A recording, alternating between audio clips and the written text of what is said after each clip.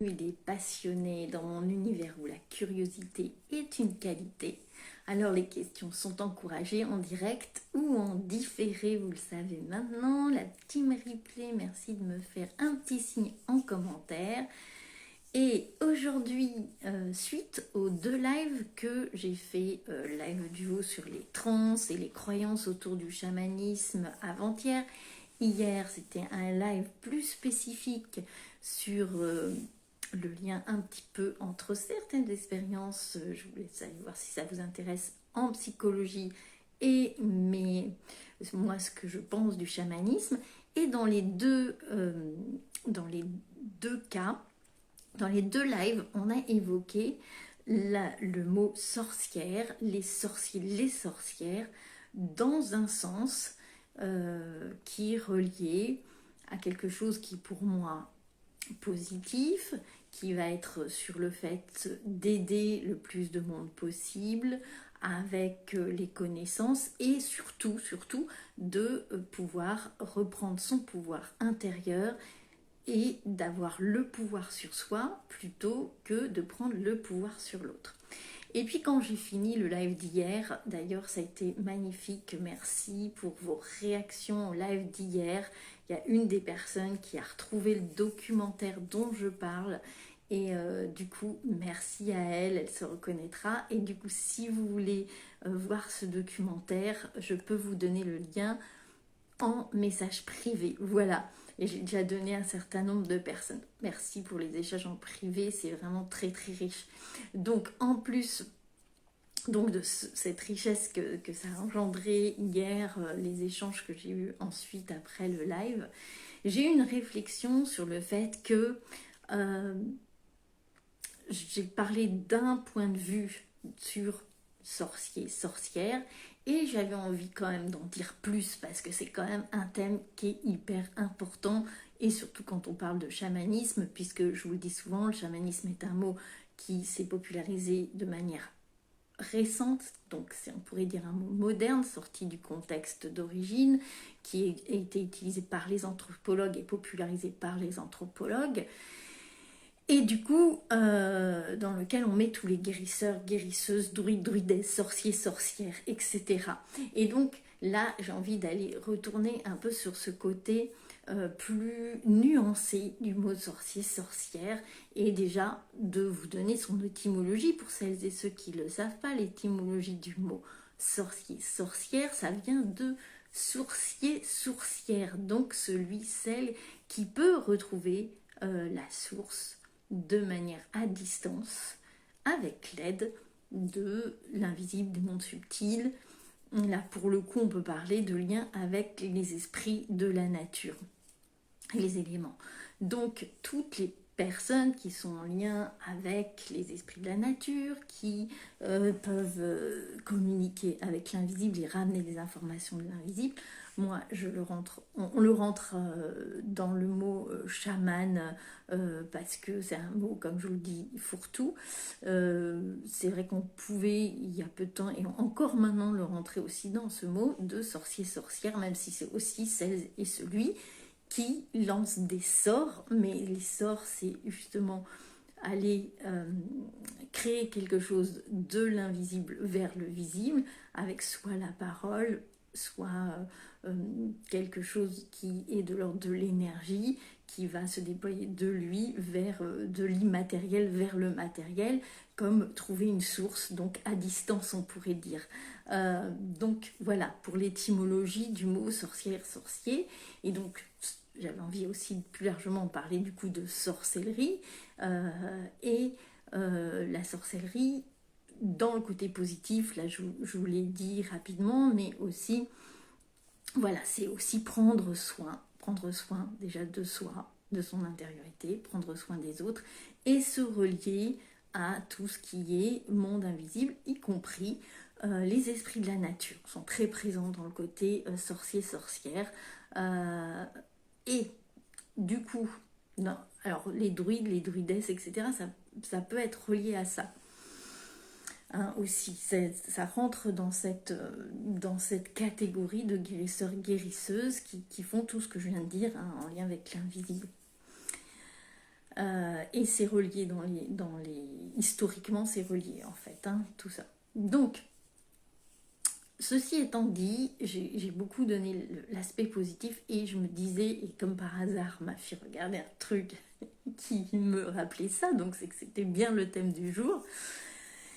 Et je me disais, oui, il y a quand même les dérives et c'est important de donner pas que un point de vue. C'est vrai qu'on a tellement diabolisé avec l'Inquisition, etc., cette puissance, et ce qu'on venait arrêter, c'est le côté puissance et subversif, comme je dis dans les lives d'hier et d'avant-hier, de la sorcière, notamment cette femme qui va prendre alors il y a des hommes aussi qui ont été malheureusement, mais il y a aussi ce côté aussi de dompter la femme sauvage et la femme puissante, et ça on pourra faire encore un autre live là-dessus parce que là c'est très spécifique, mais quand même, de toute façon, quel que soit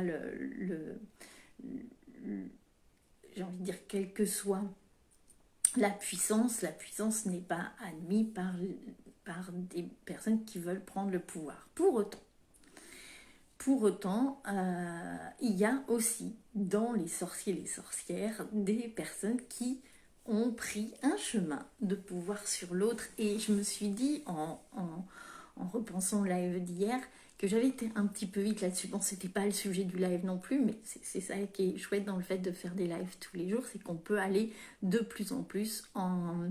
Coucou Sandra, qu'on peut aller de plus en plus en profondeur sur chaque sujet. Et là, j'avais envie d'amener de la nuance sur ce sujet de la sorcellerie et de montrer aussi qu'il peut y avoir, comme dans tout, il y a deux faces dans une pièce. Il y a toujours, on est dans un monde de dualité. Je n'ai pas encore fait mon live sur la dualité, il faut vraiment que je le fasse.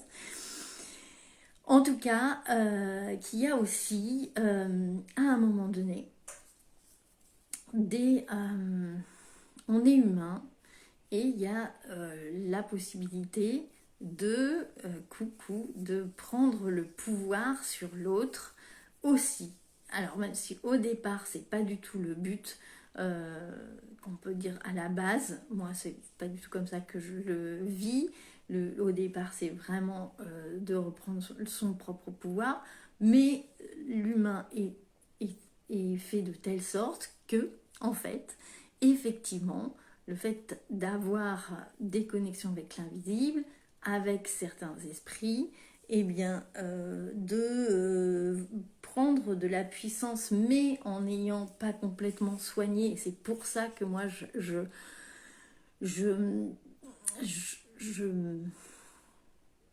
j'accorde une importance extrêmement forte au fait de relier, comme je vous le dis souvent, le côté holistique, c'est-à-dire de relier aussi bien le côté psychologique, le côté intellectuel, le côté spirituel, le côté énergétique, physique, si c'est le cas de maladie physique. Oh, pardon.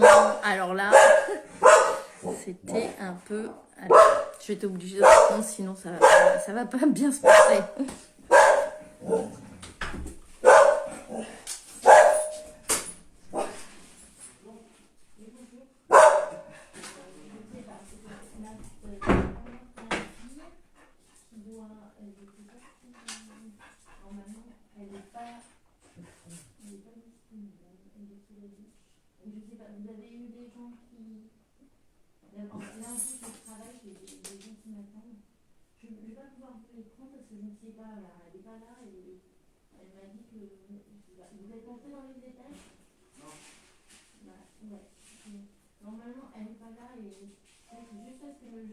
Je vous laisse parce que là je suis en... Je fais un micro. Je suis en live. Bon désolé, c'est un livreur qui sonnait. Coucou Victor. Et il n'avait pas sonné ici en plus. Donc je suis désolée. Alors, du coup ça m'a coupé. J'aurais peut-être dû couper et reprendre, mais bon, c'est délicat dans ces cas-là. C'est délicat quand on n'est pas chez soi. Donc, le fait de travailler sur le côté, en fait, ce que je voulais dire surtout, c'est que euh, quand on est avec un côté que spirituel, moi j'ai vu beaucoup d'ego spirituel se développer et on ne peut pas faire l'économie d'un travail sur soi, d'un travail en profondeur sur ses blessures. Parce que si on est dans des blessures, on va forcément, à un moment donné, ça, c'est très tentant de déraper sans s'en rendre compte. Et on voit beaucoup de personnes et il y a beaucoup de guerres, hein, c'est pas un monde bisounours, hein, la spiritualité, par exemple en Amazonie ou dans tous les pays où il y a, justement, on pourrait appeler des sorciers, des sorcières, il y a beaucoup de guerres, de guerres de pouvoir où les chamans se lancent des sorts l'un à l'autre pour avoir le plus grand pouvoir, etc., sur les autres, hein, là, pour le coup.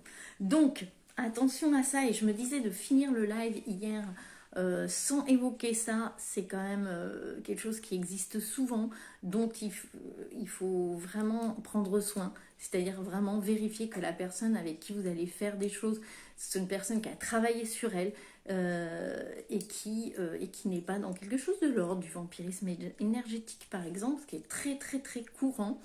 Et quand on voit, par exemple, il suffit d'allumer les réseaux, hein, quand on voit, ou même des fois avant c'était dans les boîtes aux lettres, maintenant c'est sur les réseaux, on va ramener l'ex, etc. Sandra, ça va la faire rigoler. Non, non, en fait, chacun a son libre arbitre, on ne va pas lancer des sorts aux autres, on ne va pas ramener l'ex, et tout ça c'est de la magie noire en fait. Et effectivement, ça existe. Et ça, c'est la prise de pouvoir sur l'autre. Et c'est exactement, Sandra Trinity, je vois que tu rigoles, je vois tes petits smileys. Euh, et oui, effectivement, là, il y a vraiment à faire attention. Donc, j'avais pas envie d'occulter ce côté-là parce que il y a vraiment une attention à avoir, et c'est vrai que nous qui redécouvrons la spiritualité après en avoir été privés pendant longtemps, et surtout la spiritualité où on ne nous dit pas quoi faire et où c'est nous qui prenons notre propre puissance, et là c'est très important pour moi, c'est pour ça que je le répète, je le dis et je le répète. Ça veut dire que c'est pas quelqu'un qui dit quoi faire, comment faire, etc. C'est juste quelqu'un qui peut éventuellement vous donner des outils, montrer la voie, mais pas qui dit à votre place quoi faire, quoi penser, et surtout pas qui vous dit qui va ramener votre ex, etc. Bien sûr que c'est possible, mais ça veut dire qu'on intervient à l'encontre du libre arbitre de quelqu'un d'autre. C'est comme jeter un sort, bien sûr que c'est possible. Et il y en a même qui le font sans le faire exprès, parce qu'ils sont en colère et qu'ils envoient une telle énergie négative que ça va lancer un sort et qu'il va falloir nettoyer ça après. C'est courant, c'est humain, etc. Et plus la personne a des liens avec l'invisible, plus la personne a ses contacts avec le monde invisible, plus c'est dangereux et plus on peut tomber dans le mauvais côté de la sorcellerie, la magie noire en fait, pour être tout à fait honnête. Et même parfois, quand je vous disais dans le live, l'enfer est pavé de bonnes intentions, quand je vous disais qu'il y a des gens qui vont avoir les meilleures intentions du monde et par exemple vouloir soigner des gens sans leur demander leur avis, faire des soins sans demander l'autorisation. On ne sait pas, on n'est pas Dieu, on ne sait pas si la personne, elle n'a pas besoin de cette maladie pour quelque chose, peu importe quoi, et même si elle en meurt. C'est plus large que notre petite vision étriquée humaine, et surtout, nous ne sommes pas Dieu, malgré que certains sur les réseaux ont tendance et ailleurs, hein, mais sur les réseaux c'est exacerbé, c'est très visible, ont tendance à nous dire qu'on peut tout faire et qu'on peut décider tout. Eh bien non, la vie nous ramène à... Faites une quête de vision, allez dans la nature, vous verrez très vite qu'on ne peut pas tout faire et que c'est la nature qui décide. Et c'est la vie, la vie. Mais bien sûr qu'il y a la loi de l'attraction, bien sûr qu'on peut faire des choses, et même des choses qui peuvent nous paraître impossibles. Mais ça, c'est autre chose. Il y a quand même à prendre en compte la fluidité de la vie et les choses n'arrivent pas comme on le pense. Bon, c'était difficile de me concentrer vraiment sur le sujet avec cette interruption, mais c'est un sujet important. Le consentement, tout à fait, Sandra.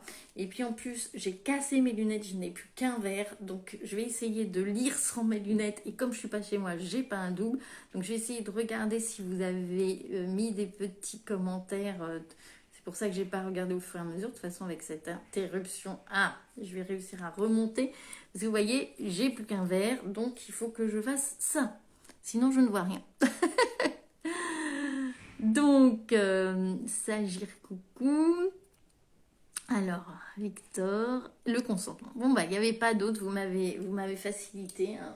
C'est comme j'ai. Là, c'est très rigolo. Hein. Voilà, on va le faire rigolo. Mais c'est pas très drôle parce que du coup. Bon, ça veut dire qu'il faut que je sois moins sur les écrans sans doute. De toute façon, de fait. Hein. Voilà ce que je voulais vous dire. Si vous avez envie d'en parler, et là pour le coup, ça peut être aussi une occasion d'ouvrir la porte à des gens qui ont vécu, parce qu'il y a beaucoup, hein, malheureusement, de gens qui ont vécu des choses pas cool, de prise de pouvoir, y compris avec des personnes qui se disent chamanes, druides, tout ce qu'on veut. Hein. De toute façon, la prise de pouvoir, elles sont partout, elles sont dans. Hier, suite au live d'hier, j'avais un échange, ça peut être dans le monde du travail, ça peut être en cérémonie, ça peut être partout. L'homme arrive à mettre du pouvoir partout, le pouvoir sur l'autre. Comme je vous dis, ce qui compte, c'est de reprendre le pouvoir sur vous-même, vraiment. C'est donc pour moi, c'est important pour que vous puissiez reprendre votre pouvoir, avoir cette conscience c'est important aussi de vous montrer que les choses ne sont pas toutes faciles, toutes belles, toutes roses, y compris dans le domaine spirituel, y compris sur le côté sorcier-sorcière, même si hier j'ai donné plutôt le bon côté, enfin voilà, le bon côté, c'est un peu vite dit, mais enfin voilà. Je voulais apporter de la nuance, voilà ce que je voulais dire. Voilà. Bon, désolée pour cette interruption qui est bien volontaire, je ne pouvais pas faire mieux, mais enfin c'était pas très agréable. Et je vous souhaite un très bon week-end. Et si vous avez envie de discuter avec moi, enfin j'espère que vous n'avez pas vécu des choses comme ça, mais c'est plus souvent qu'on ne le penserait. Donc je suis ouverte à la discussion, y compris en message privé. Très bon week-end à vous.